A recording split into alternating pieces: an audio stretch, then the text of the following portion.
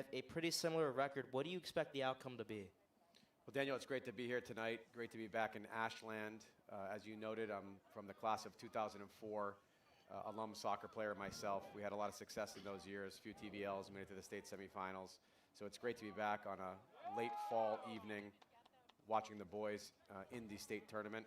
Did a little research on Groton. We didn't play them back in my day. They were not in our league, and the state tournament format was different. It wasn't an open state tournament format like it is today. But I did notice that Groton has played some pretty big schools throughout the season, Marlboro, Hudson.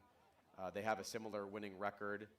So they're ranked pretty high under the new system, but I think it's going to be a battle tonight. Every game is tough in the tournament. Yeah, we're just going to see how the Clockers can come out early as they have a corner kick. This one's going to be try to get towards that front post, but didn't get there and then cleared away by the Crusaders. So the Ashland Clockers in the blue, white, and red stripes on the other side. The Crusaders in all white and the blonde hair. Almost a own goal there. That one, interesting play. Got deflected by the defensive back and then luckily got into the hands of the keeper. Yeah, I think we're going to see Ashland playing pretty quick tonight in the offensive third. They've got some kids who can throw the ball. They've got some kids who can take some great free kicks. They've got speed, so I would expect them to be putting up some high pressure. McNally was fighting with Tiago Jacob over on that sideline. It'll be a throw-in for the Crusaders.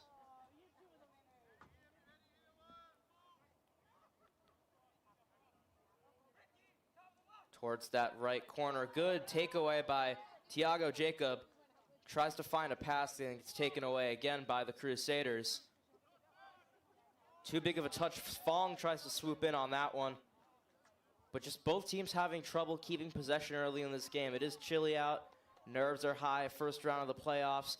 As a brilliant through ball looking towards Arthur Souza. Souza trying to get on that right foot. The keeper comes out and wide for a corner kick. That's the fast break stuff that I'm talking about. This team, this Ashland team has a lot of speed, and they're going to use it. They're going to play quick on the counter. They're going to send through balls, and we should see some plays develop as a result of that. Another early corner kick for the Clockers, again on that right side. Most likely trying to curve that in towards that back post, get a header on it. Jamie Draper scored just 2 games ago off one of these. This one having trouble to get into the air, though, and Draper's trying to head that one back down.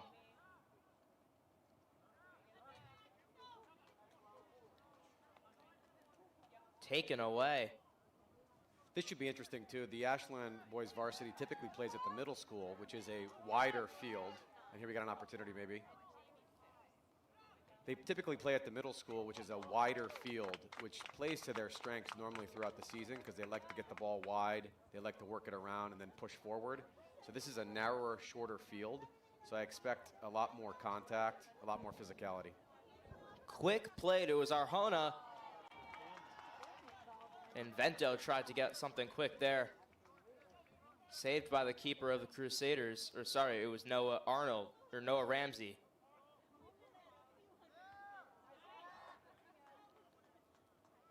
Lucas Arjona with time. And Sebron Feenstra in goal tonight. Mikey Flynn, the senior, on the sidelines. Interesting to see if he's going to come out and play the second half like he did sometimes in the season. Jacob. That's a nice touch right there to get out of pressure. And this Keyshawn has got speed. He should take it all the way. Keyshawn Graham fighting. He's going to put that onto the right foot. The shot. Brilliant save. It will be out for a throw. And yeah, that's so dangerous, as you just said. Keyshawn Graham on those in-behind through balls. Interesting, we didn't see him try to fit that one towards that back post. The goalie came out nicely, cut the angle down, but I think we're going to see that all night. If they give him any kind of space, he is very dangerous up there. Noah Ramsey electing to take the throw in for himself.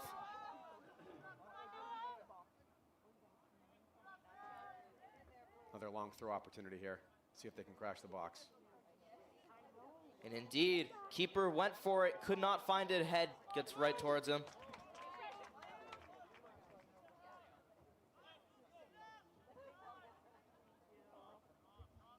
So difficult to actually know who the keeper is. Wearing number 41, we don't see a 41 on our roster. So apologies if we do not know the name of the keeper for the Crusaders. Trying to run in behind is Souza, but fast. Great pressure here. Jackson Fraser battling with Souza. Souza tries to cross it in, corner kick once again. That play developed from pressure from Ashland, putting the defense under pressure, forcing them to make a mistake, and we got a corner kick. I was talking with the coach before the game, and we talked about how important it was for Ashland to come out strong and fast at the start, make a statement out of the opening gates. And they're trying to do that right now. The header just wide. Hunter Meggs, one of the captains of this team, a senior, tried to get that one early in the net, just wide over the top.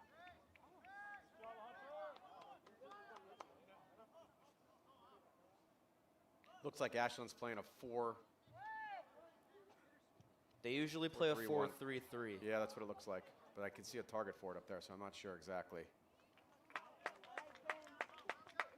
Yeah, they tend to have Souza roam around at the top, and then Keyshawn and Noah Ramsey with the wing positions freely to move out wherever they want. What's also amazing to see is the robustness of the program in terms of the number of kids that have come out. Ashland's got 2 JV teams. They've got, a huge roster on the varsity, several seniors. This is really great to see in terms of the program. Yeah, I believe we counted to be 18 seniors last time we were here at senior night. Ashland Clockers won this game as Souza with an opportunity, a no call there. Players got mixed up and into the hands of the keeper for the Crusaders. So I believe 18 seniors. We celebrated them all at senior night. They came away with the 2-1 win against the... Double check on that.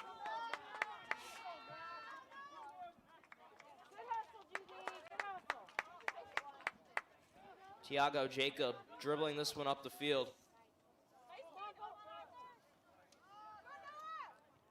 It was against Blackstone Valley Reg Voc-Tech. Blackstone Valley had a 14-0 record coming into that game. So for Ashland, I believe they came from behind. To pull out that win on senior night must have been extra special. Yeah, it was an early goal for Blackstone, and then the response from Jamie Draper right before the end of the first half, and then after that, an Olympico goal, the second of his career for Andre Costa, number 10. You don't see a lot of those. Keeper goes up safely.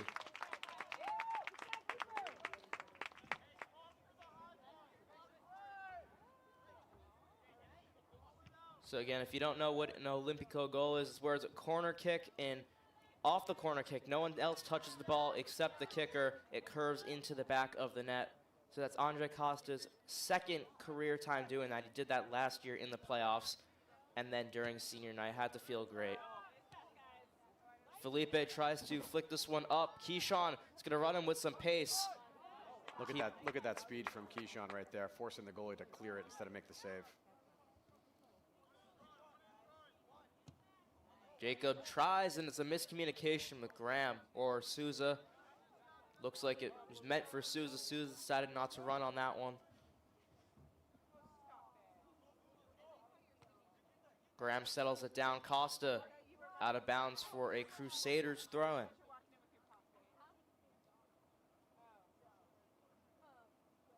So Jonathan, you said you played for all 4 years, is that correct? That's correct, yeah. I was a 4-year varsity starter from 2000 to 2004.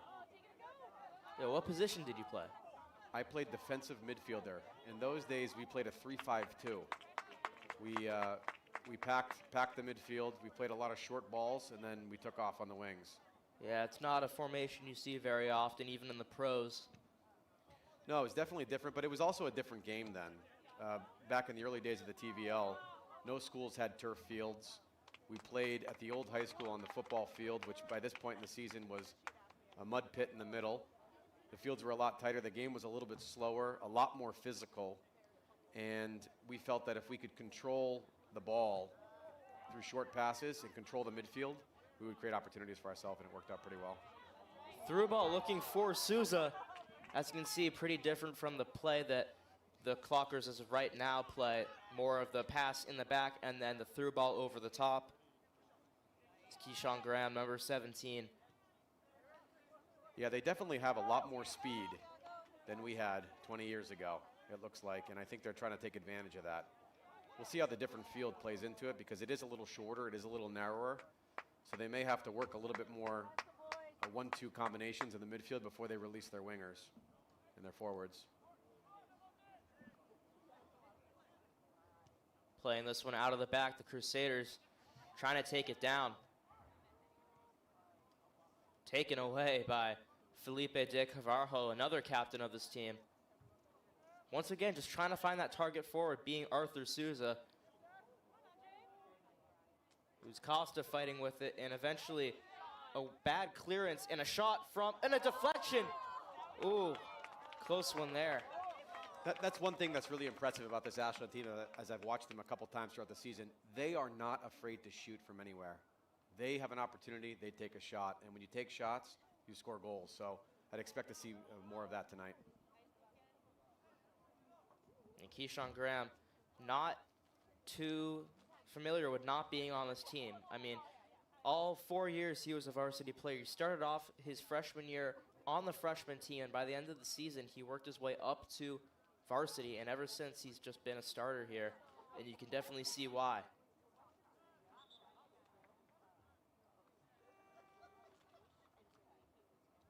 Out of bounds for a Clockers throw-in.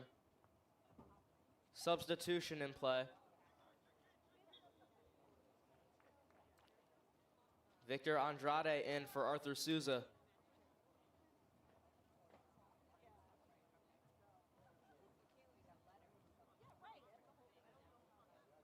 And a free kick looks like for the Clockers. Difficult to see what happened right there. This is a great opportunity to crash the box and get maybe a scrappy goal. That's what we're talking about right there. Looks like they called a foul. Not sure I agree with it, but the referee was on top of the play, so we got to go with it.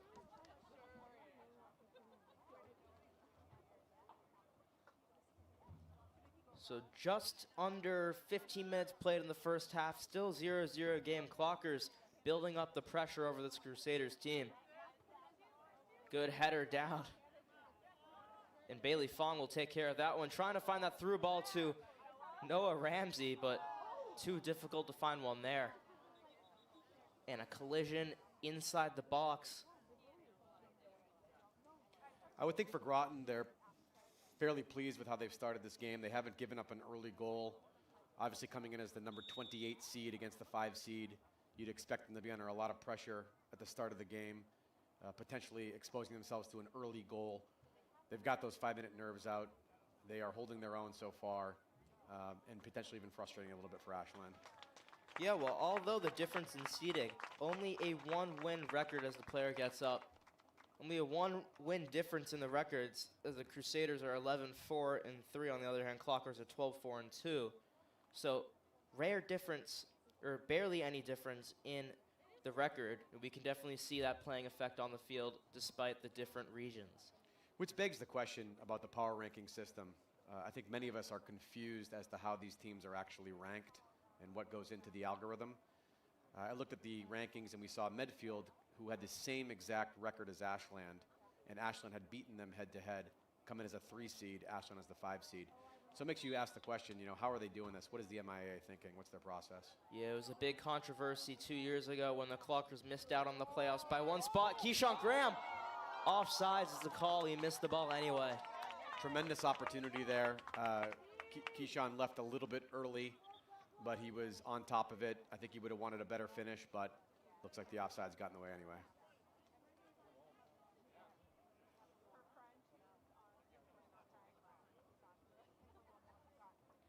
We've got several alumni tuning in tonight.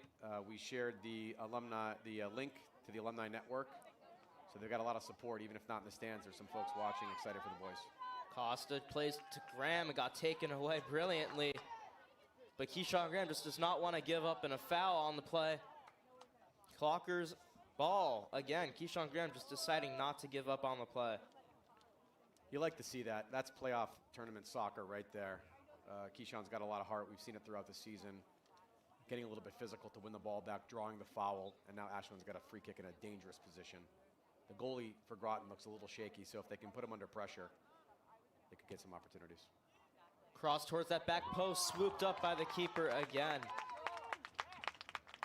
Just a reminder that here on WACA-TV, we are monitoring the chat, so if you have any questions for me or Jonathan, feel free to ask us in the chat of the live stream.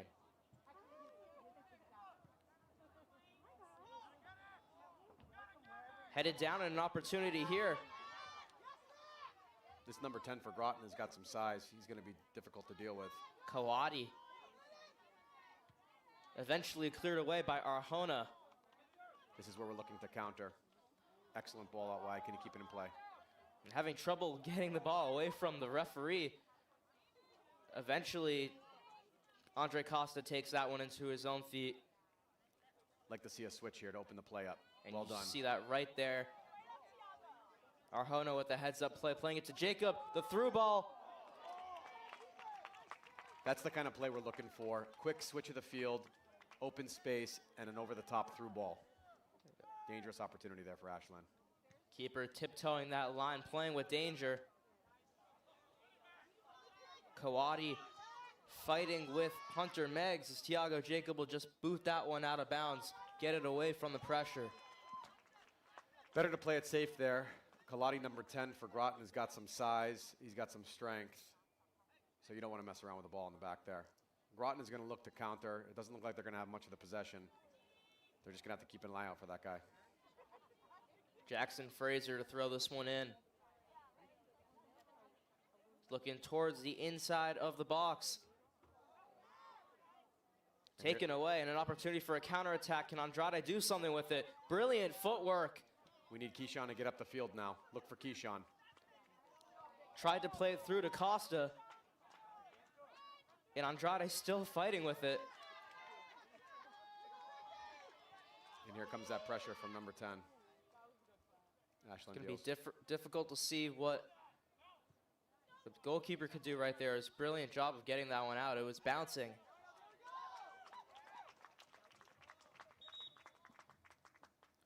Once again, Seaburn Feenstra in the goal for the Clockers. Mikey Flynn again on the sidelines.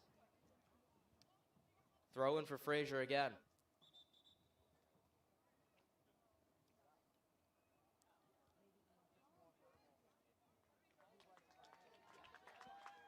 Stoppage in play.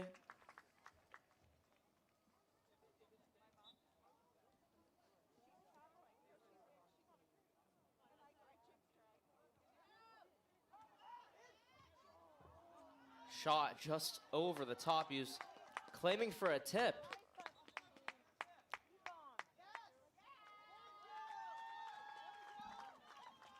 And they give it to him. You can hear the uproar of this Groton-Dunstable side over on the left side of us.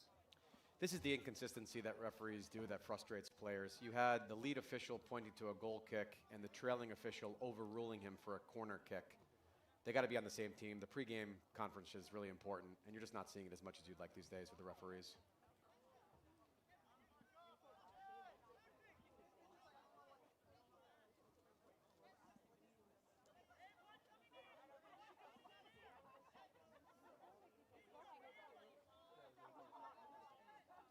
Only one person in the box for Groton. It's going to seem like they're going to run towards that middle of the box, possibly front post.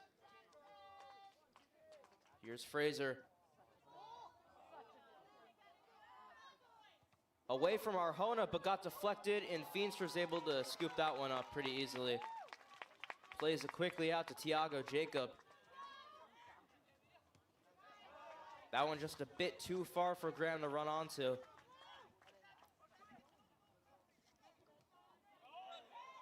Foul on the play. Kyle Costa goes down. McNally with the foul. So we've mentioned it before. Two Costas on this team. Andre Costa, number 10, the senior. Kyle Costa, number 20. He's only a sophomore. So If you hear a lot of Costas tonight, that's why. Right there, we need to see Ashland continue to move the ball to the other side of the field and open the play up. Difficult. Oh. Do we know the age of the goalie? Is he a sophomore or junior? He looks young. We don't know. He's wearing number 41, seems to be a different jersey. It's not on our roster. So if anyone knows in the comments who is the keeper for Groton, apologies once again. How much time is in the first half? We have exactly 20 minutes left in the first half, half of the time. This ball played over the top. Can Graham run onto it? Yes, he can. Keeps it in bounds. Gonna look for somewhere to cut inside. Costa. Jacob. He's gonna cross it. That's a great ball to the back post. Searching ball. You can almost feel if they can get the timing right on a couple of these, they're gonna see some balls in the back of the net. Yeah, Tiago Jacob, only a freshman, being a starter on this varsity squad, it's very, very impressive. With that left foot, you don't see a lot of lefties in the game anymore. He's a freshman. He is? Is that what you said? I thought. I said sophomore. Oh, sophomore, Yeah. okay. Still, with a team of this many seniors, to be a sophomore on the field is really impressive. Yeah.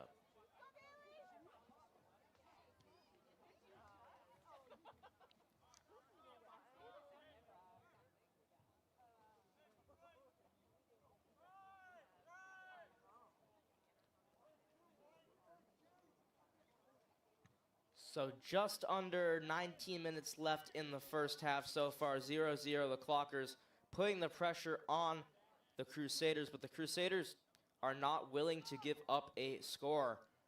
Still 0-0 at the plateau. WACA-TV, MIIA Division III, first round of the playoffs, or second round because Clockers had the bye. Hunter Meggs takes that one down. Bailey Fong with plenty of time to figure out what he wants to do with that. They got to start getting Ashland's number 17 involved a little bit more. Swing the ball a little quicker. He's got speed. I don't think the Groton defenders can keep up with him. They got to move the ball faster to him. He's not seeing enough of the ball yet.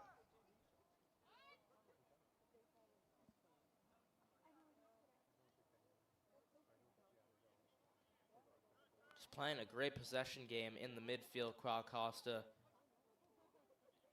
Yeah, this is okay to see. Settle the ball down a little bit, gain some composure, and look for the channels. It's the difference you see from other teams compared to this team. The good teams seem to lay off on the pressing, look for the mistakes, but ball threaded, trying to find Victor Andrade, scooped up by the keeper once again, as you were saying. Another great opportunity. We just got to get the timing down. The timing's a little bit off tonight so far. If they get that timing down, we're going to have some balls in the back of the net for Ashland.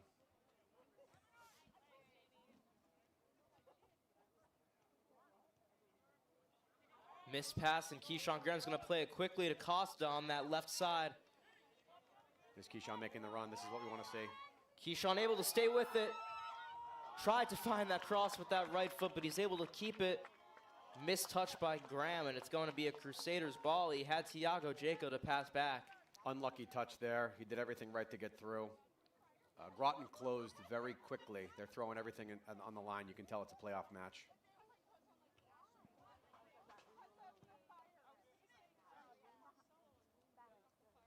And if you couldn't tell already, you could definitely tell it's a playoff match. We're seeing all this bleached hair on the field. Teams tend to come up with a ritual, what all the players do. Usually with their hair. It's usually bleaching, or Clockers thought about doing mullets this year, but in the end, they just couldn't agree on something, so nothing in the end. It's interesting to see the mullet style come back. We thought that was gone in the 80s, and here it is again in the late 2000s. Well, Sebring Feenstra doesn't need it. Already blonde. I think we shaved our heads back in my day.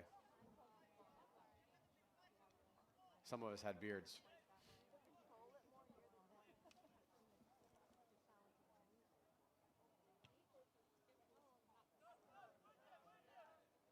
So we just got word that through the WACA chat. So again, if you have any information that you could help us with, you can always text us through the WACA chat live stream. Dave McDonald's, thank you very much for telling us the name of the keeper for Groton, Jack Dunham. Jack Dunham with some very solid play to start off this game. Couple shaky saves, but in the end hasn't let anything into the net.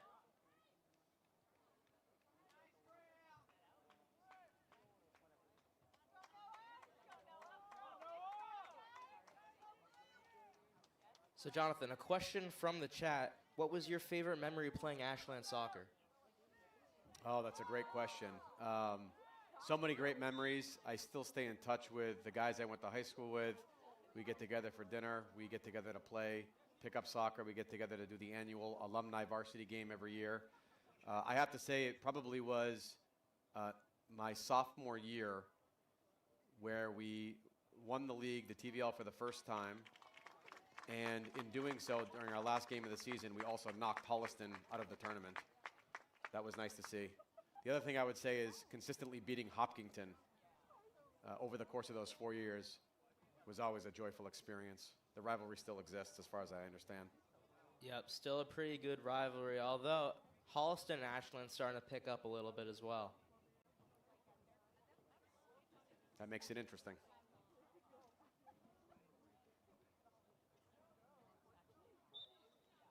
There's nothing quite like playing team sports when you're in high school. The bonds that you form with your teammates, the camaraderie, the teamwork, the experience, it sticks with you forever. It helps you in life. Definitely something I encourage people to do if they get the chance. These guys will remember these moments as they get into their working careers and they have families and they see their own kids playing. This will stick with them in a positive way.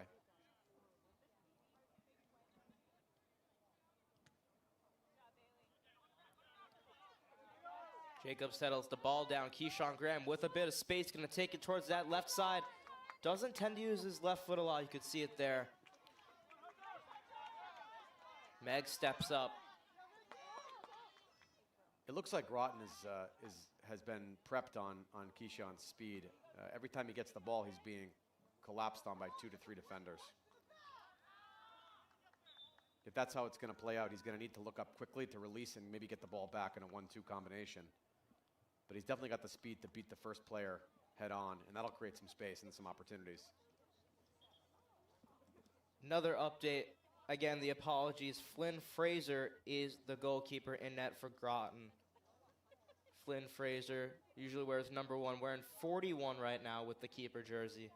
Apologies once again.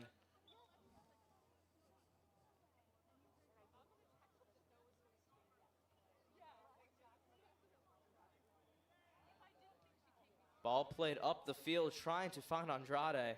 We'd like to see Ashland play quickly here on the counter. Let's see if they can get something going with speed. Looks like Groton is set up. Ashland's going to have to reset.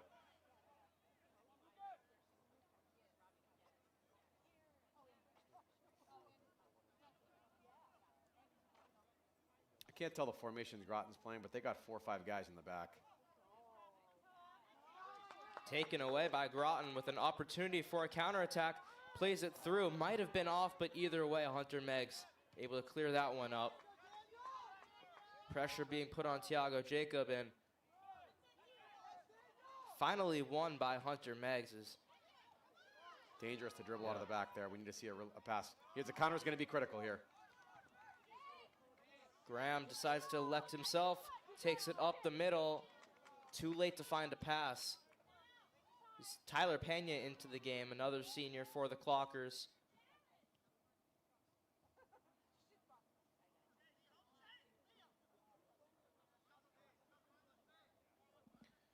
Pack stands tonight. It's good to see families and friends from both sides out in force. I would like to see the Ashland side get a little noisier. This is playoffs. Some might argue in our day we got a little too rowdy, but it was all in good spirit. Throwing for the Clockers. Another substitution, Arthur Souza coming back in. That should help things out for the Clockers, get some more shots on net. 11 and a half minutes left to play in the first half. The header got deflected in a corner kick once again. No, we're seeing an offsides, unfortunately, it looks like. I didn't see that, but The referee's in line, so we got to go with it. Another dangerous opportunity in. That final touch is just letting the boys down right now. Hopefully they continue to sharpen it up as the game progresses. Groton is not letting the seed numbering get in their way. They have shown up with confidence and clearly a strategy to nullify the Ashland speed. But we haven't seen them really have any opportunities against the Clockers. Feenstra been pretty inactive so far in this game. So the Clockers being able to hold the ball most of the time, have most possession, trying to find some way to score a goal, but on the other hand, the Crusaders just don't have those same opportunities, so Clockers doing something right.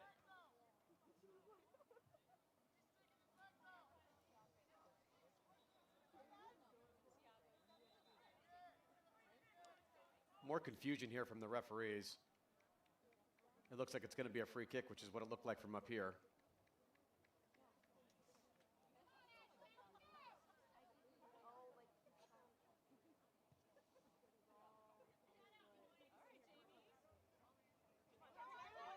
They're calling for a handball.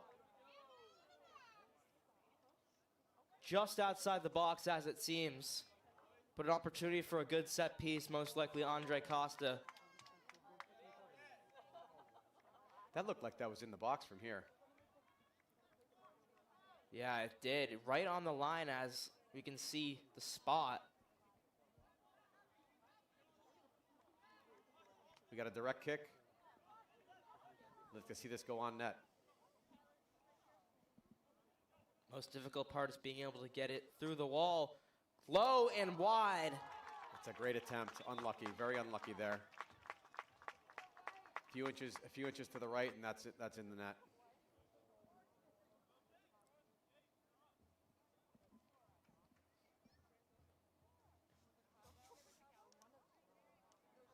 If Ashland can keep their composure in the back, keep the possession, I think what's going to happen if they can get one in the net is the things will really open up. The floodgates will really open up. But this is playoff soccer. Groton's they know they got everything on the line. This is the seniors' last outing potentially. It's not going to be easy.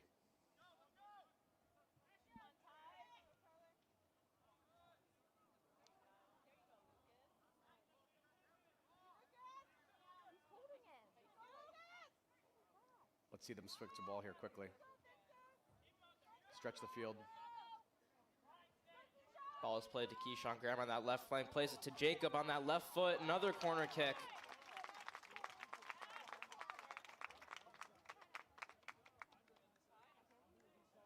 So once again, the Clockers continue to put the pressure on this Crusaders side. Just can't get that final finish.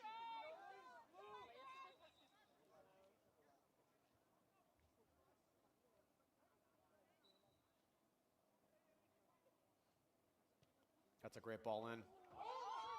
The shot just wide, hit the side netting. It was Jamie Draper, scored a goal the last time we were here at a home game. The Groton goalie looks a little shaky. I think Ashland's got to keep the pressure on him, keep shooting, hit the ball with pace. He seems to be dropping a lot of things, so they got to keep up the pressure in that fashion. And I think we're going to see something develop.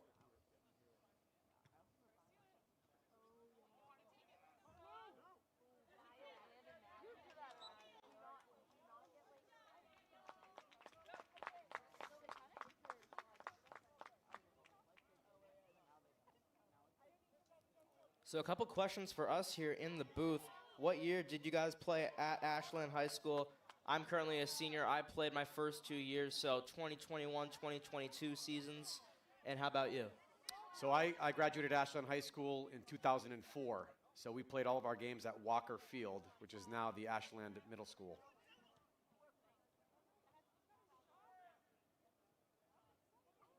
I think those 2020, 2021 teams had some success too. Definitely the start of the resurgence in the program. Opportunity. Good kick away to clear the pressure. Alex DeGrasse for the Groton side.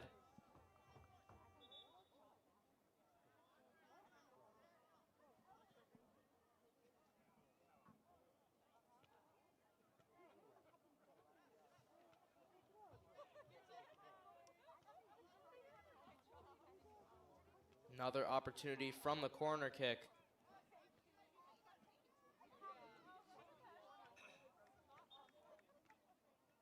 Or a throw-in, in fact. He's got some distance. The header off the goalpost and the follow-up, Keyshawn Graham just wide again. Wow, Groton really dodged a bullet there. That came down off the crossbar, deflected off a player. Ashland had a second attempt on it. We're going to want that one back. Let's hope it doesn't come back to bite us. Well, just over 5 minutes left in the first half. Clockers are going to try to get something on the board here, but a counterattack opportunity. The shot is just easy for Sebron Feenstra. Sebron Feenstra, a junior starting on this team. Brother played a goalkeeper position, Aryan as well. Got to be first to the ball here. We need Ashland to challenge those balls. But Graham ends up with it anyway. It was Groton first on it. Good composure from Fong to keep that one away, considering all the pressure that was being put on him on that one. And you can see Keyshawn trying to get more involved in the play. He's shifted into the center of the field now to get more touches. They got to start swinging the ball faster to find him. And a good through ball trying to find Tyler Pena, just could not run that fast.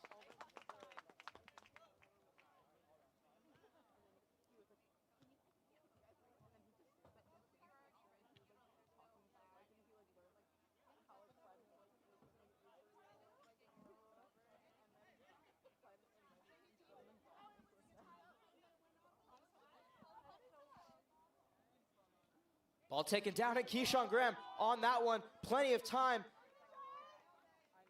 Graham cuts inside on that right foot. Good deflection. Groton is just throwing everything at the defense right now. Ramsey turns, trying to find a cross and deflect it again for another corner kick. Borderline heroic defending from Groton here to get their bodies in front of the very dangerous Keyshawn as he cuts inside there with the right foot. You can definitely see, despite, as we said it many times, despite the seed quality between these both teams, Clockers being 5th compared to the 28th of Groton, they're playing pretty similarly in talent. Easy save for Frazier.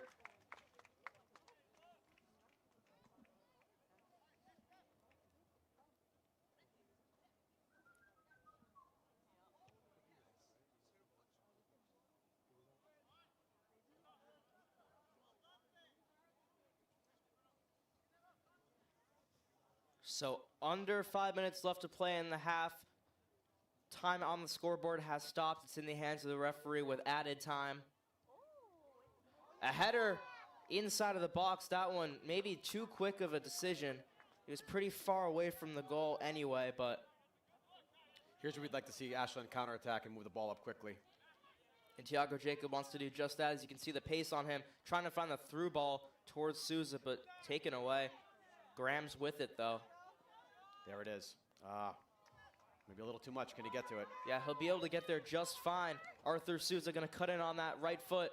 The shot off the crossbar and then the follow-up. How did that not go in? How did that not go in? I think we need VAR in here to see if that ball crossed the plane or not. That was an incredible, incredible opportunity. What a shot. Yeah, unbelievable curler towards that back post, Arthur Souza. The follow-up by Noah Ramsey. I swear it looked like that one in, but the referees at the spot, they say corner kick never crossed the plane fully. Draper on the header. Draper will play it back. Bailey Fong, brilliant play. Souza once again. This time on the right side, ball taken away from him in the end. You can sense something brewing for the Clockers here. Just a matter of the fact how much time's left in the half. That's an unfortunate step right there. We got a counterattack with Groton now. This is going to be dangerous. Kawadi. This guy's got strength. Good recovery by the defender for Ashland there. Hunter Meggs, strong defender, able to keep that one out of harm's way. Substitution in for the Crusaders side. Ashland getting a lot of chances. A lot of close calls. You got to be mindful of these chances, though. Sometimes when you don't put them away, it comes back to bite you on the other end. Let's hope that's not the case here tonight. Subbing in is Shane Courier.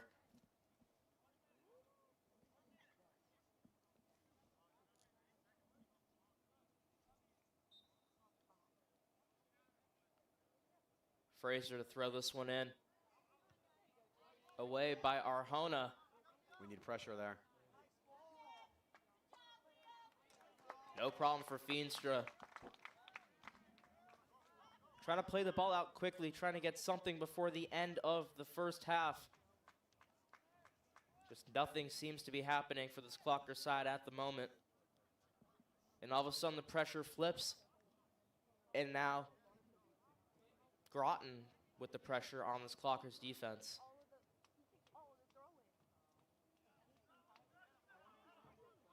Condrado in for the Clockers. He's going to play a through ball, trying to find Arthur Souza. Souza's able to get there and out of bounds for a throw-in. Good use of the body there from Souza to draw the throw-in. Quickly played. Fraser goes out, headed away by the defenders. And there it is, halftime at the Plateau, still 0-0. So the end of the first half, 0-0. The Crusaders putting a lot of pressure on this Clocker side, Jonathan. What do you expect to see different changes for both teams heading into the second half? So I think Ashland's got to calm down just a bit. They got to relax and stay positive. They've missed a few really close opportunities. It would be a very different game had those gone in. We got a whole second half to play. They're going to have to keep their composure. They're going to have to keep moving the ball.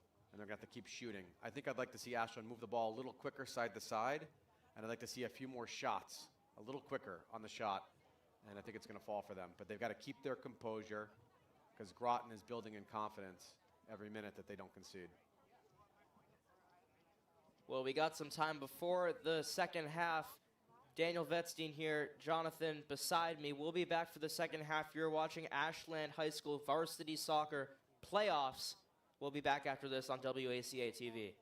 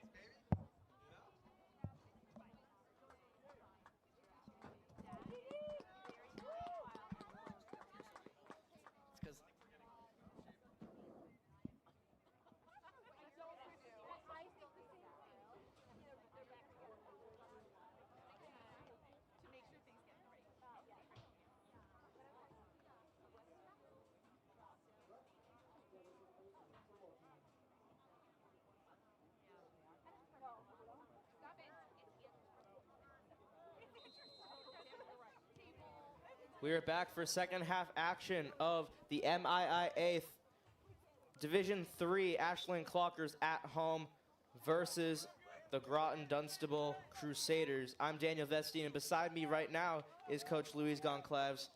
Coach, how you doing? I'm doing good. I'm doing good. I wish we were already up 1-0, but boys are playing well right now. So do you still coach, or are you more of like a part-time thing? Yeah, so I do part-time. I help out with all three teams, especially with the newer coaches. I try to give them, you know, things to do during practices, how to get the kids in shape, stuff like that, get the young coaches their confidence back. So of all you've seen so far, how does it play out compared to the teams that you coach varsity back then, this team currently? Oh, I may get some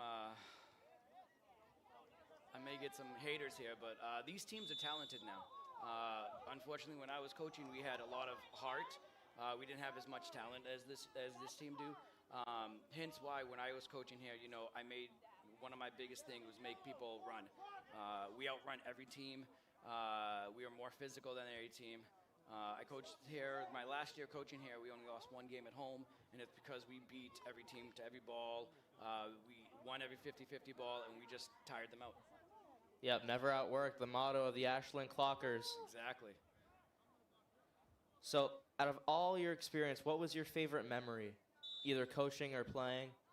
My favorite memory of coaching was my first year coaching.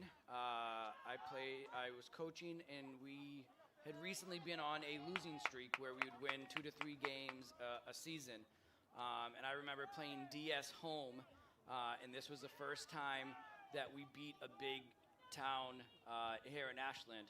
And I remember Captain Reina at the time scored this phenomenal free kick with about 5 minutes left and put it top right. It was phenomenal. And that was one of my best moments here coaching. Second best moment coaching was, you know, my last year here coaching. We went in as a 32 seed, played a play-in game to make it to tournament, and then went down and beat the second-ranked team in Massachusetts, Division 3. We went there and won 2-0, and it was awesome.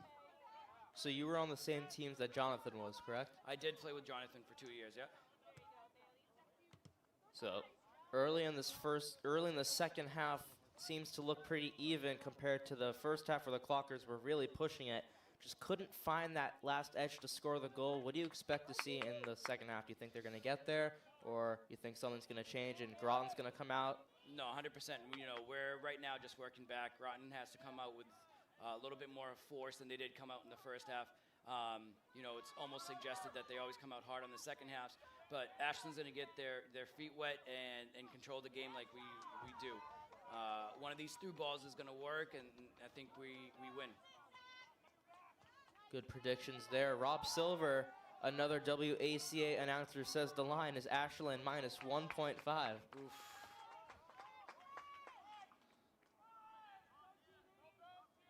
So, again, at the plateau, I'm Daniel Vetstein. Alongside me is Coach. Coach, final question. How's the gameplay changed since you played here on the team and also coached? I think the gameplay has changed physicality-wise. We used to be a very physical team. Anybody that came near us, we would always win the 50-50 balls. We were very, very hard on the ball. Nobody ever beat us to a ball. Nobody ever beat us off a ball.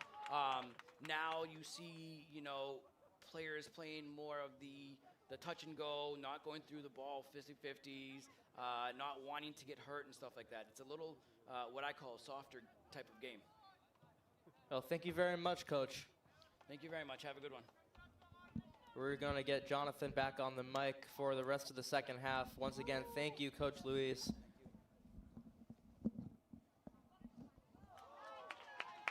Always great to see Luis and hear his perspective. And Coach Luis, coached before Coach Tiago Moda currently. Saw him in tryouts last year. Yeah, his coaching years were really the start of the resurgence in the Ashland program. We had a bit of a dip following the 2006-2007 years. Not exactly a winning record, no tournament appearances. His 2012 team made the tournament for the first time in a long time. And then, like you mentioned, they had a big upset win the second round of the tournament several years ago. And that's really what started, I think, the resurgence in the program. And it's great to see.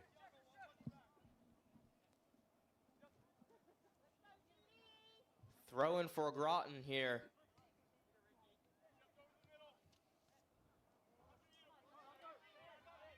Ball was taken away by Hunter Meggs. And out of bounds, looks like it will be a Groton throw-in. Good pressure by Kawadi. We said his name before. Big player. He had one shot in the first half, I believe. It was a header off target. But playing that striker position is going to be dangerous up there.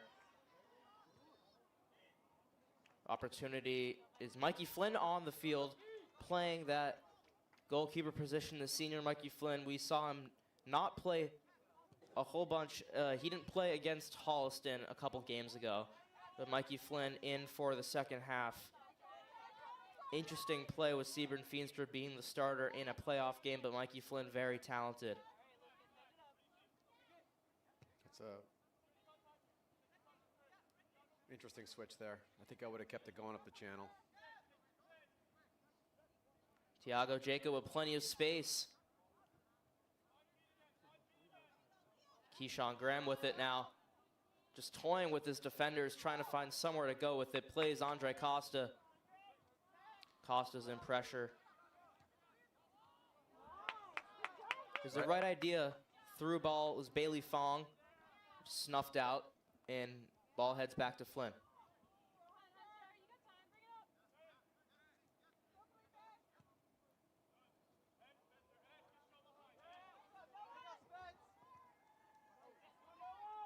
Too big of a touch on the turn for Noah Ramsey to keep that one in his possession. Cleared away by Fraser.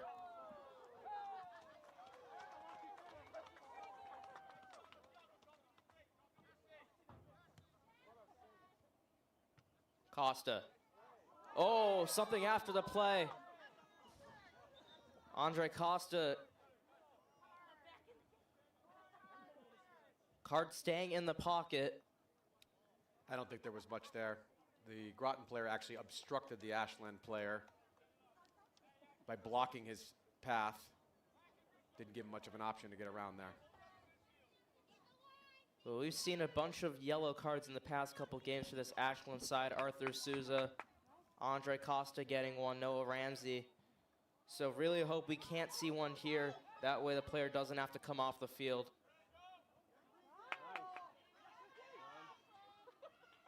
Groton with an opportunity. The shot, Mikey Flynn, unfazed from our angle. It looked like it had a chance, but wide of the net.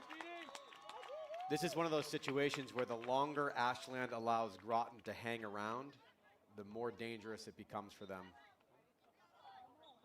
Yeah, we saw it yesterday. The girls lost in double overtime. We're informed that for the MIIA tournaments, it is golden goal overtime instead of a classic 2 15-minute halves and then the penalty kick. So golden goal will take place if these teams remain scoreless or tied at the end of the game. We don't want to see that happen as the girls lost yesterday. Who'd they lose to yesterday? I'm not sure.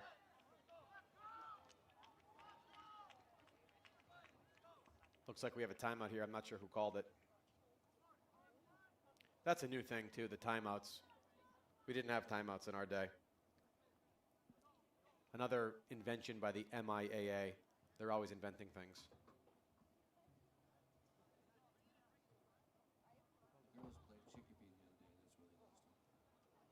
We're informed by our amazing manager downstairs, Jeff Hall, that the girls played Chicopee yesterday. They lost. So unfortunate loss for the girls team. Again, thank you for Jeff Hall. He runs all the equipment downstairs.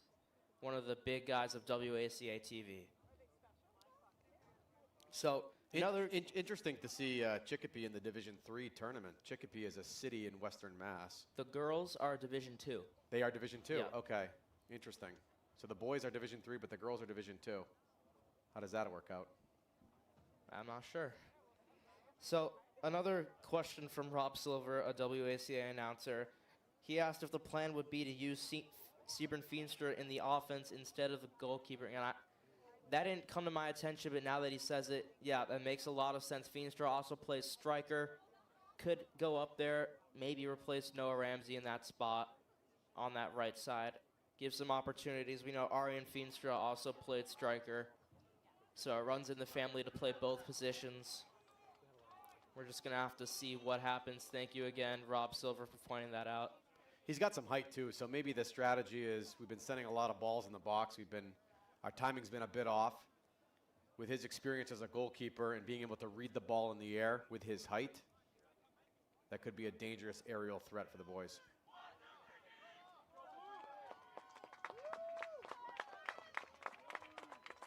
Looks like the timeout is over. Not sure who called it, but we're going to reset. Throw in for the Clockers on that far side of your screen. 31 minutes left to play in the second half. Still scoreless here at the Plateau. You're watching WACA-TV.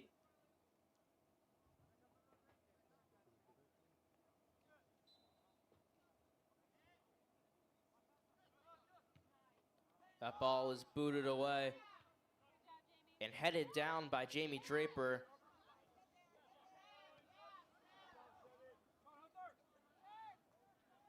Tiago Jacob wins that one out of bounds for a Clockers throw-in. And you can sense the difference in the pressure that Groton has put on since that end of the first half. The change of pace they're playing the ball with. They're putting a bunch of pressure on this Clockers team as Bailey Fong is going to try to switch the field. Plays a through ball. It's just too far up the middle for Noah Ramsey to run onto that one. That was the wrong idea there. We needed to play the ball one more pass out wide to give a chance for some creation up top. That through ball was a little ambitious. A little more patience on that one.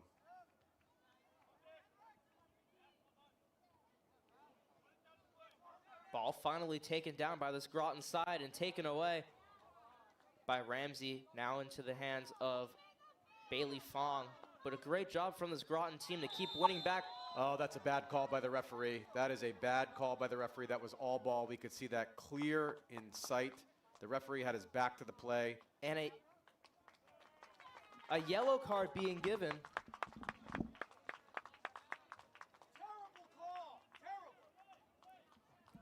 Yellow card being given to Bailey Fong.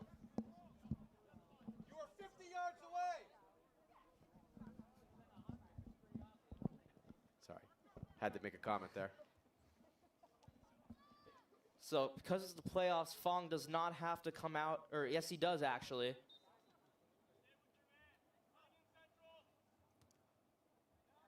Yeah, on our angle, it looked like a clear all-ball tackle as Andre Costa trying to find a counterattack here. Plays Keyshawn Graham with plenty of room. Graham just kept his head down, and then a fake shot from, who's that, Tyler Pena. And out of bounds will be the call.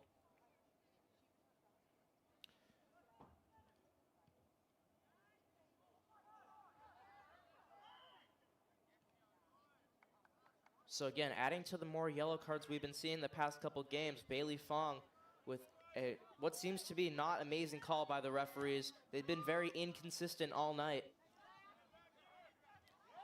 That's a great point. I mean, that was clearly all ball. The referee was about 40 yards away with his back to the play. I don't know what he was thinking on that one. I mean, although we are from Ashland, we try to keep it as neutral as possible, but we have to point out when we see a bad call.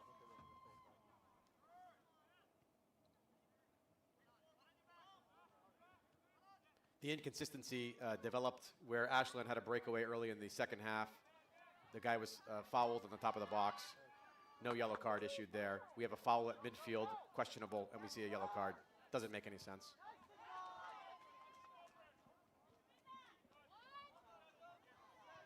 Lucas Arjona trying to settle that one down.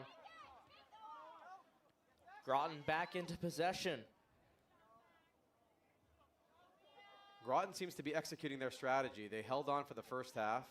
they're playing a little bit more physical. They seem to be winning a few more balls in the midfield, and they're frustrating Ashland.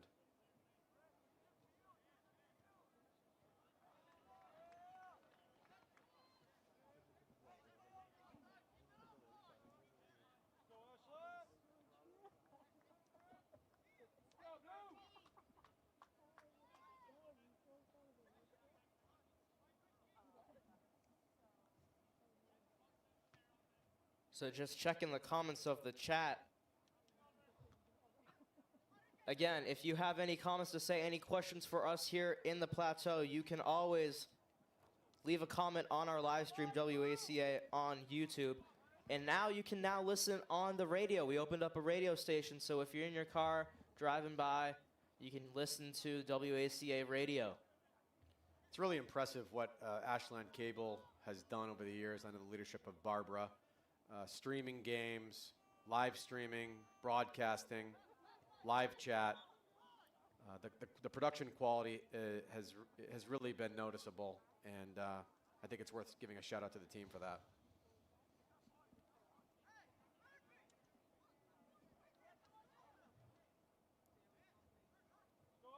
Costa will settle it down and place it towards the back near Jamie Draper.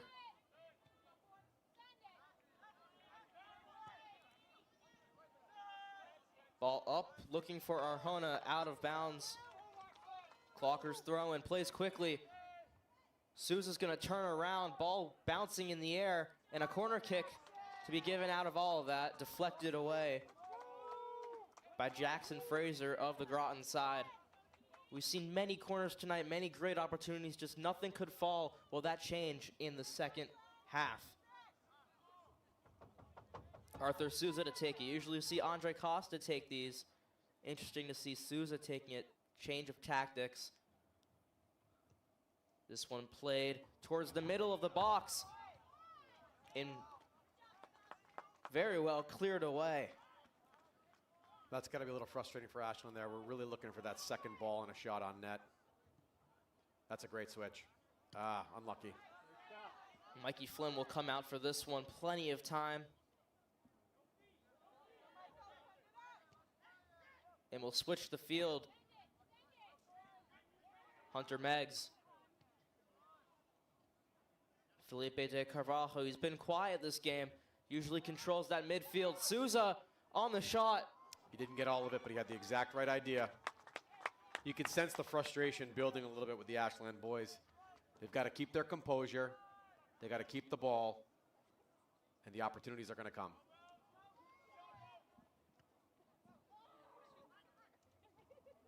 This is dangerous. This is dangerous. He's got pace. This is their big striker. Mikey Flynn with a brilliant save, kept his composure. And quickly plays it out to that right side. That's the right idea. It's just not clicking. And substitutions in play.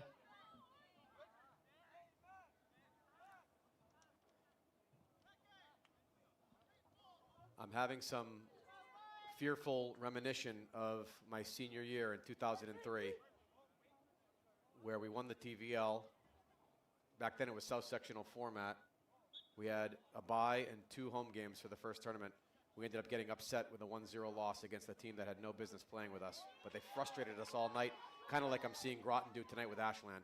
Let's hope that the past does not repeat itself. Good header away from pressure. There was a wide open Groton offender.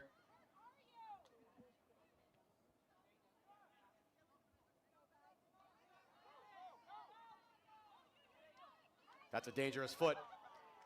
Another missed call by the referee team. That foot was up by the Ashland player's head, and they've given a throw-in for Groton.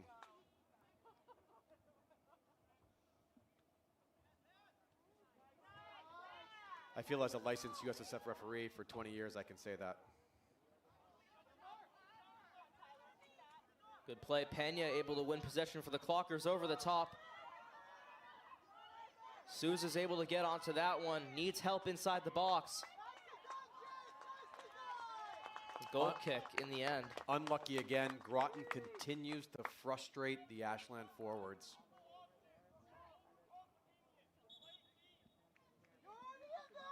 Looks like Ashland's goalie's giving out some instructions, which I agree with. Don't overcomplicate, play to feet. So we got a question in the chat. How are timeouts a thing in soccer? Well, in the pros, you don't see timeouts, but you're able to stop the clock here since it is high school. Timeouts are given, and the time will stop. Referee will take note of it, and then when the teams are ready, they come back on the field. More opportunities for the Clockers. We need to be swarming that. Condrado with the long shot.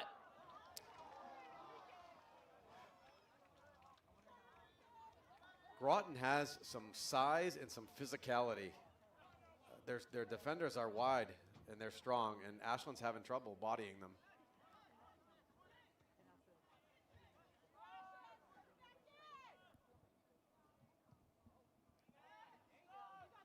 Headed down. Tyler Pena, Souza now. And cleared out of play, it looks like. Yep, they'll let it out. Yeah, regarding the timeouts, I have no idea where that originated from or what the thought process from the MIAA was there on that one.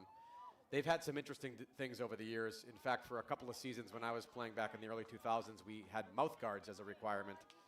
Of course, everybody chewed them down and didn't really use them for their intended purpose. They ended up going away by my senior year, but that was another one of the MIAA inventions.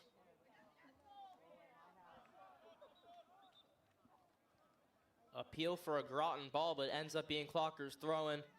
Played quickly to Pena, but he missed that one. Good pressure there by Ashland to force the throw-in. I'd like to see them play a little quicker on these.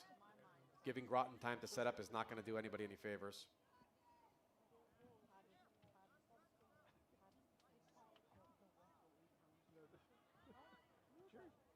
Carvalho. Let's swing it quickly. Let's see the quick swing. All right. That final ball is just not there.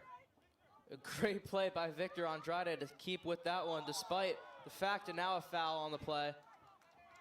Okay, we're looking for a card now to see if there's any consistency. And it looks like he's going to bring him over. Oh, no.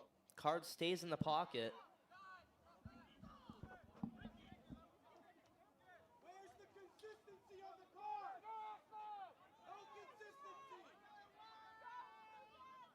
Lucas Arjona to take it for the Clockers.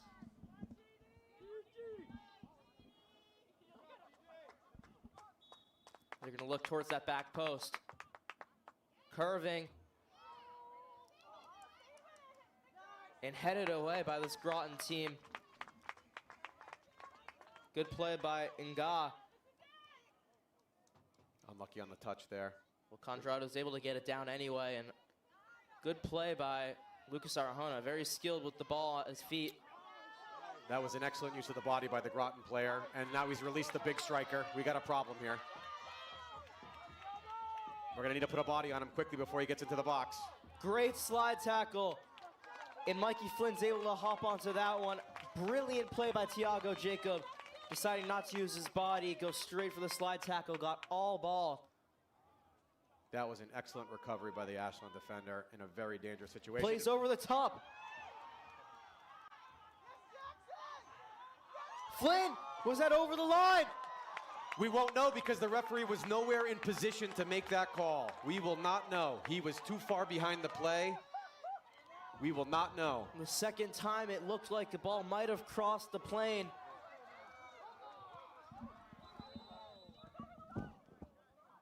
You're not on top of the play. You're 40 yards off the play.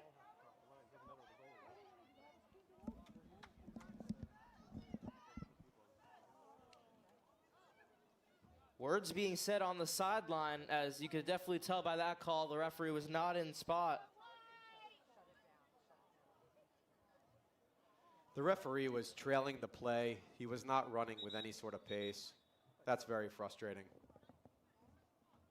From up here in the booth, it looked like it might have gone in, but it's not our job to be on top of the play. That's where the referee needs to be.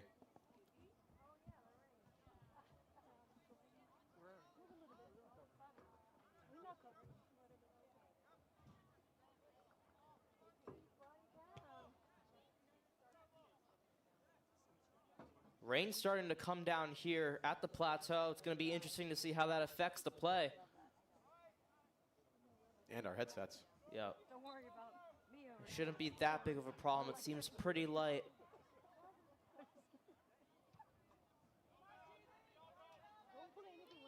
Frazier kicks that one away. And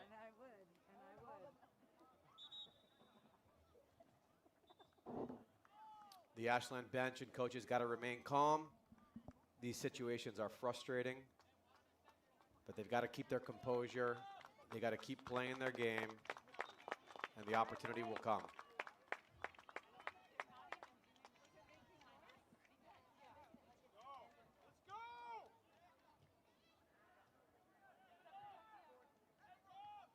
Tried to find Souza. He was lone up top with about 4 defenders around him.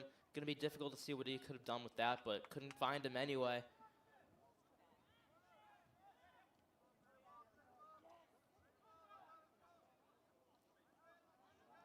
That's a great win by the Ashland. Carvalho. And the Groton and the And a foul on the play. A card going to be given out. It looks like he was reaching for the pocket. Nope, nothing. I can't tell what's going on. The signaling is There very, it is. There it is. Okay. Well, it's about time.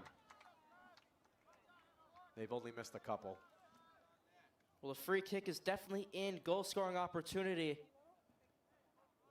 The second ball is going to be key here. If he can get this on frame and we can get a follow-up on net, we got a real big opportunity.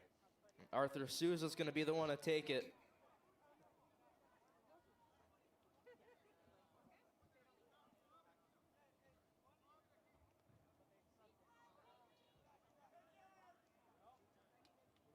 He's standing over the ball like Cristiano Ronaldo.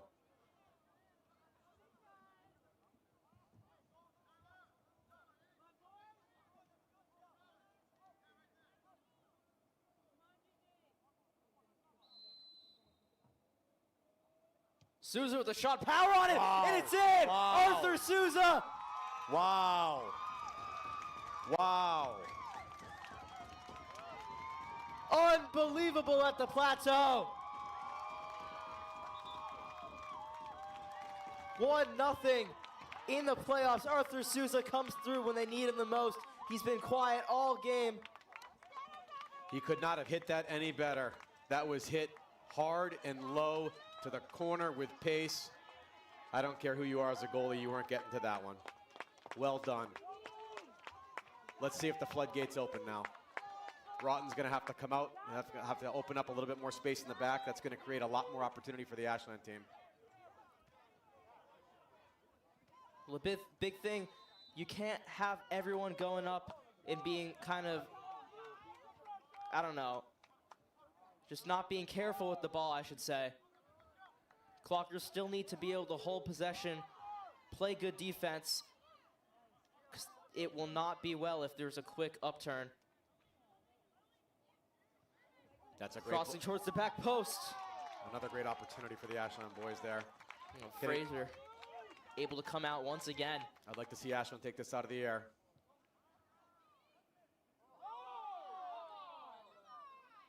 Okay, the referee is slow on the call, but he made the right one. Maybe we're gaining some faith. Maybe we're having our faith restored. Substitutions now. Or it looks like they're switching. Lucas Arjona will take the free kick as a large kick. Does he have a leg? Yeah, he does. That's a ball. Looking towards Hunter Meggs' head. Felipe tried to find a back heel. It was a good idea, but Souza didn't have the angle to run behind. He was trying to be creative there. He thought about his teammate making that run. That would have been a great play. Yeah, I thought Souza was going to go in and overlap. Souza decided to stay by. And another timeout called. Teams will talk it over as things get interesting now. 1-0. Arthur Souza with the opening goal. Just over half played in the second half. Looks like we got a Groton timeout here. They're going to try to reset. They're going to try to take some of the steam out of Ashland. Ashland's coming off the high of scoring that goal. They're feeling the pressure, so Groton is using the timeout invented by the MIAA to disrupt the flow of game. Hopefully Ashland can maintain their enthusiasm and spirit and energy coming off that goal. So interesting, we saw a lot of Tyler Pena and Enrique Condrado playing in the midfield. I don't know what happened, if there's something that happened toward, I know Bailey Fong had the yellow card, but I don't know, did anything happen towards Andre Costa? He's not been on the field for a good amount of minutes.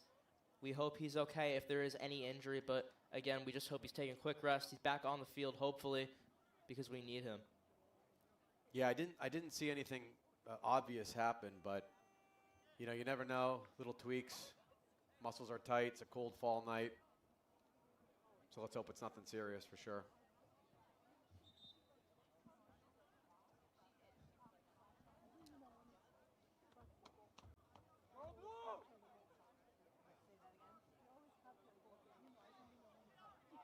Do we have any other scores from around the league? A lot of TVL teams are in the tournament tonight and this week.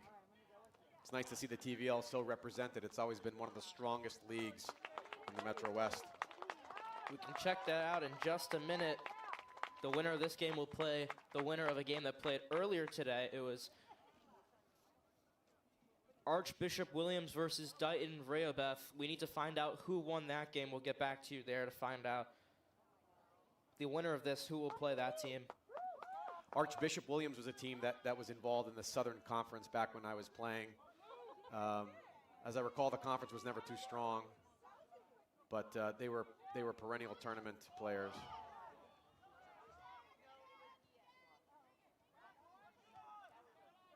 Condrado. I like the confidence to take him one-on-one here. Diving save off the deflection. If Ashland within the next few minutes can get a second, they can start to put this game to rest. They got to keep the foot on the pedal, keep the foot on the pedal.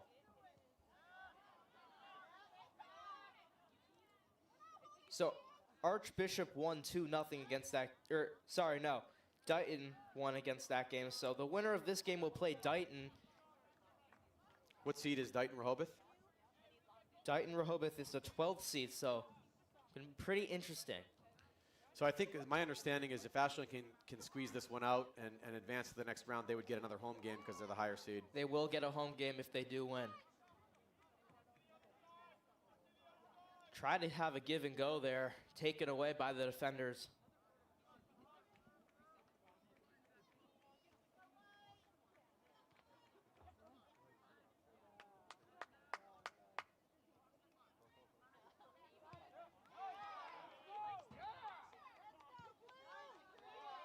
Frazier, large, powerful kick to get that one away. As Qual Costa in now for the Clockers. He'll play an overlap. Condrado plays back to the midfield. Got to get a touch on it here. And Costa trying to switch that field towards Keyshawn Graham, who's taken more of a midfield role in this second half compared to the first, where he was playing that left wing. Unlucky there. And out of bounds, yep. Unlucky there. Unfortunately, Keyshawn's been a little bit nullified tonight. The Groton team has closed on him very quickly. I think he's held onto the ball a little bit too long. And we really haven't been able to take advantage of his speed in the open space. You've seen him push more into the center of the field to get more touches on the ball, as any good player would want to be involved at every opportunity. Yeah, well, with speed, you have to have good opportunities from all chances, and hasn't used that left foot a lot. A bunch of times where he could have cut to the left and had a good back post shot. Tried to cut to the right and then got taken away by a defender, so. We need the goalie to come out here. Yeah, Flynn asserting himself.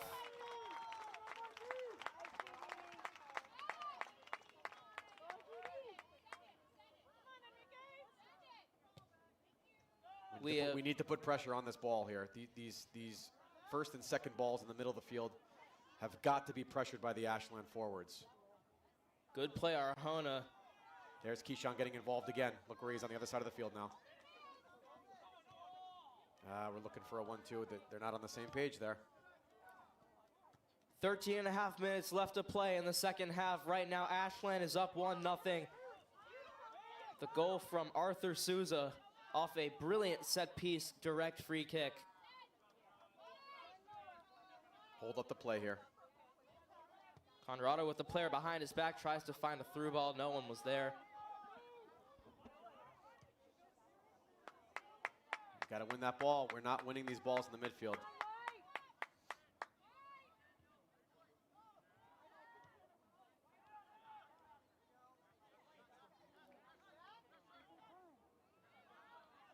Tyler Pena won it back for the Clockers. Let's swing it. Keyshawn Graham really turning into that midfield role now. Finds a through ball. Oh, I'd like to see a little contact there. Looks like the Ashland player shied away as the goalie came out, but that was very much a 50-50 ball. Yep, keeper only able to get his fist on it to reach towards that one. Could have been a good opportunity for Noah Ramsey. Okay, here's another over-the-top ball by Groton. This is the big number 10 again. Here he comes. He's like a freight train. And number 10 being Kawadi. Had that really good opportunity, but brilliant slide tackle from Tiago Jacob to take that one away earlier in the second half. 12 minutes to play. Substitutions. Most dangerous scoreline in soccer is the 1-0 lead with a few minutes to go. And here's Andre Costa. You can just see the pace on him. That's an excellent ball. Unlucky to not get through. Right idea all day there. But we've got to win these balls in the midfield. We are not winning the balls in the midfield. Declan Vento, another one in, a junior. And that's a beautiful over the top. He's got to go for this. Goalie is out. Goalie is out. I like the pressure there from the Ashland boys. And Souza not afraid to get his body in the way. Deflected that one, although out of bounds. Great play by Arthur Souza. Forced the goalie out of that one. The deflection, anything could have happened there.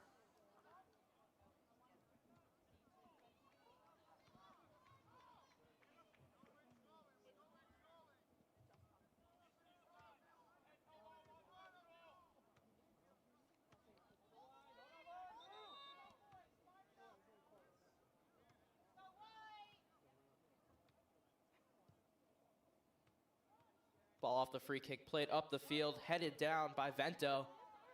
That stayed in.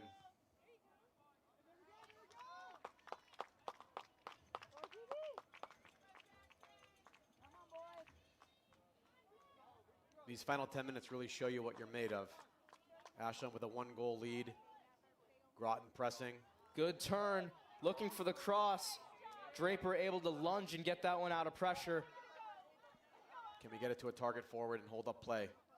And Costa can do it himself if he wants to. He tried to. You want to release that there. You don't want to carry and lose the ball in the dribble in the middle of the field.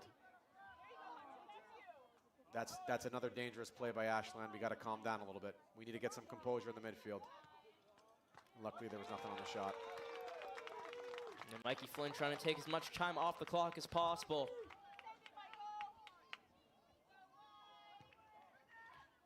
I'd like to see Ashland challenge for this.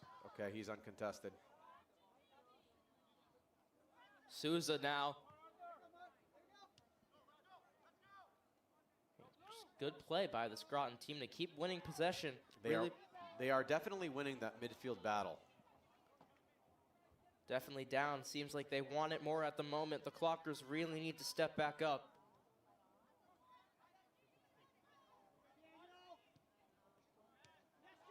Trying to just force through balls.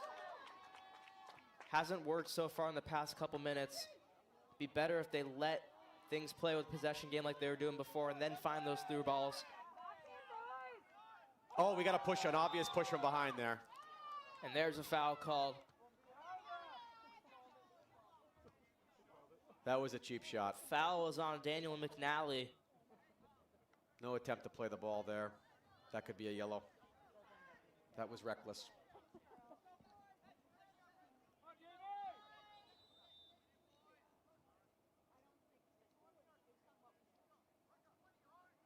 Again, the referee's issuing confusing signals. I don't know where the ball's going. The foul was much further up. No clue. That's not where the foul was. Not even close. Get your head in the game. Arjona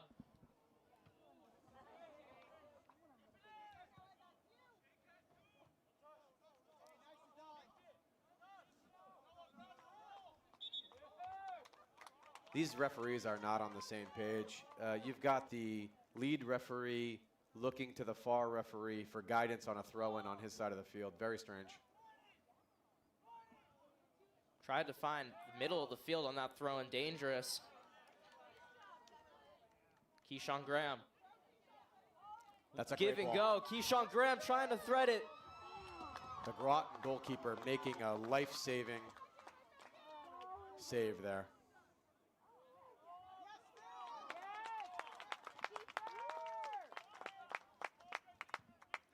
Frazier just playing amazing all game. He's been pretty well at a bit of a shaky start, found his ground. Other than that free kick goal, he's played amazing. I would agree with that.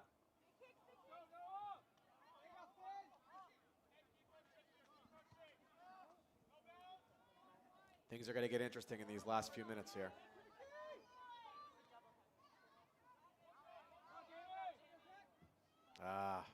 That's not what we want to see. Jamie Draper tried to clear that one away, but miskicked it on that left foot. And substitution, so that throw-in will get back after that. Felipe back on the field, subs in. Noah Ramsey will take a quick break. Looking to take a Fender off the field, trying to go with a more defensive mindset. There's Keyshawn getting involved in the play again. I like to see this. We need a little pressure from Ashland here. We need a little pressure. We need a little pressure. Well done. And now we can release the winger. There it is. Yeah, played to Souza perfectly. Souza all alone. The first touch wasn't amazing. That was a fantastic recovery by the Groton defense, but the first touch definitely let up Souza there. First touch went towards the middle, close to the defender. Should have went straight up the field. But a corner kick after all that, after an amazing opportunity for Souza to put 2 on the board. Felipe to take the free kick. Nobody challenging for it.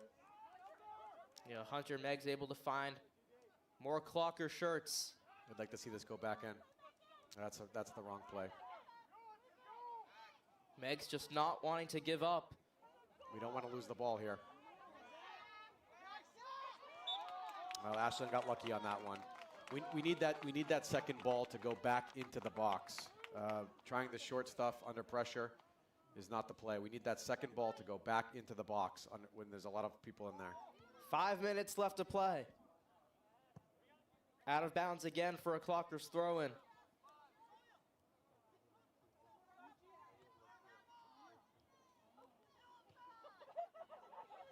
Andre Costa takes it down. Quickly played up the field towards it. That's a fantastic. Yep, towards Felipe. Fantastic composure there by Felipe. Unlucky. He stays with it though. No rush for the Clockers to get a ball. That's a great throw. You can try to draw a corner kick here. That's what you want to do. That's Great play by Souza, dribbling inside, taken down. No foul is the call. Oh, that is controversial. That is controversial. That is controversial right there. Would have been a penalty kick in the box. He was well inside the box. He made a great cut and got totally bodied. The referee's going to have to answer that one during the assessment.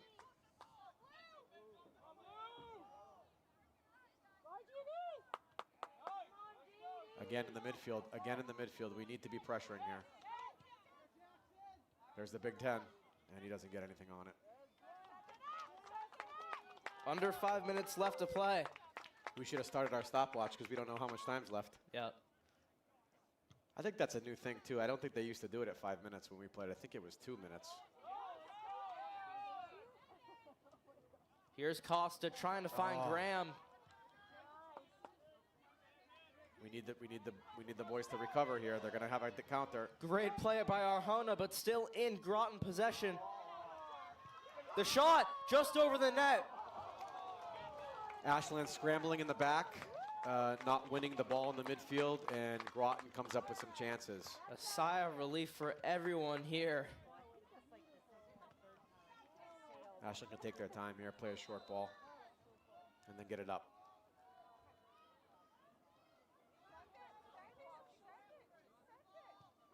He's going to go quickly trying to find Souza. We need to get our heads on these. Good play by Vento. Carvalho tries to change the field. And Groton again in the midfield here. The goalie's got to come out big. Yeah, Mikey Flynn. Well done on reading that.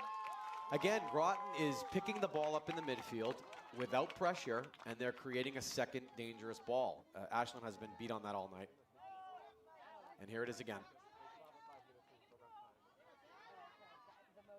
Quao Costa takes that one down, plays it to Vento. Vento's just going to try to clear that one. That's some great recover here. Yeah, Arthur Souza trying to do it all by himself. He's got help behind him if he needs it. All right. Just too much on that one. Actually, Costa might be able to get there. He does. You got to stay with that. I am very confused on what that was. I don't know what the call was right there.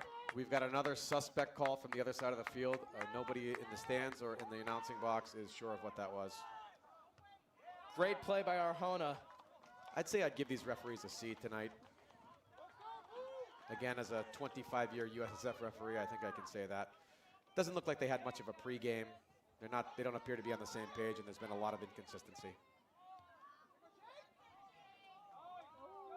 Costa has Souza to play, gives it to him.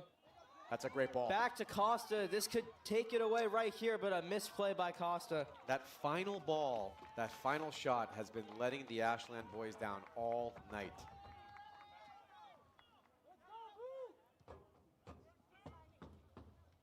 There's Keyshawn getting involved again. Oh, we have a favorable deflection. Have to get that one on target. All alone, Arthur Souza. But it looks like that is an opportunity that they're going to want back. Favorable deflection, one-on-one with the goalie, and he puts it wide. That's frustrating. really hope that doesn't come back to haunt them. But we don't know how much time's left in this game. Only the keeper does. Groton trying to go as fast as possible. 1-0. The single goal from Arthur Souza. And then the ball is bouncing again. When you let the ball bounce, you create second opportunities. You've got to win those balls in the air. That's a great touch by the Groton player right here. Able to keep it inbounds. Let's see if Ashley can produce a counter. Steinberg tried to clear it away, and now Costa can. Put some pressure. We'd like to see the pressure here. Out of bounds for a Groton throw-in.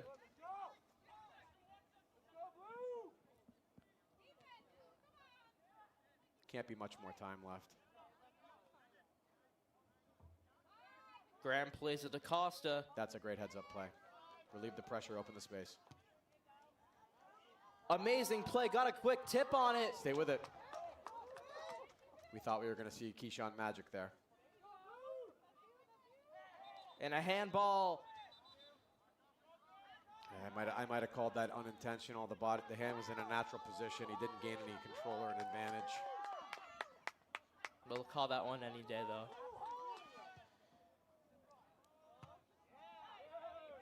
The goalie is out. Let's put some pressure on him. And we need to get this. Things are getting a bit chaotic now. Good play by Draper to get that one away. Everyone just waiting for the whistle. Clockers trying to hold on to that 1-0 lead. This is dangerous. This is dangerous. And there it is. A sigh of relief at the plateau. The Ashland Clockers are going to be able to move on to the third round of play. 1-0 is the final score. Arthur Souza with the last goal. Again, congratulations to the Crusaders for a great season. They made it so far. Although they were ranked 28th, it did not seem like it. It looked like they could have been up with the 5th, just like Ashland Clockers. So Clockers end up moving on. They will play, what was the team? You remember? Dighton Yep, Rehoboth. Dighton. They will play Dighton. I think they're ranked number 12, so it looks like Ashland will get a home game for the next round of the tournament. I believe that will be this Thursday here. So WACA-TV will cover that one. So a nice win for the Clockers here at the Plateau. 1-0 as we said before. Thank you for everyone who watched.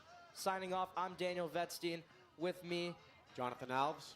and with the camera crew, Louise, Brady, and Jeff Hall downstairs. Thank you all so much for watching WACA TV. We'll see you Thursday for another game of Ashland Varsity Soccer.